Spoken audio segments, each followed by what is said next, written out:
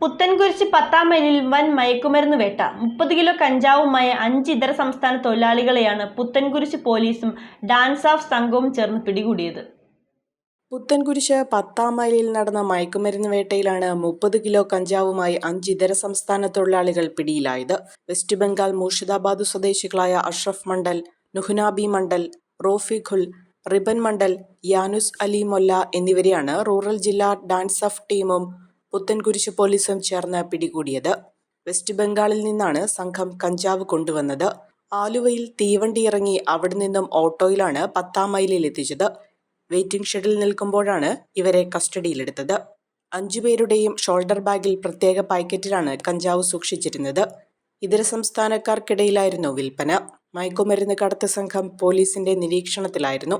Dance of ടീമിനെ കൂടാതെ narcotic cell DYSP J Umesh Kumar, Puthenkurish DYSP Nishad Mon, inspector T L. Jayan, sub ഇൻസ്പെക്ടർമാരായ Jithin Kumar, Manoj Kumar, K Kumar, Bijumon, K G. Binoy, senior CPO Ritesh തുടങ്ങിയവരാണ് അന്വേഷണ സംഘത്തിലുണ്ടായിരുന്നത്.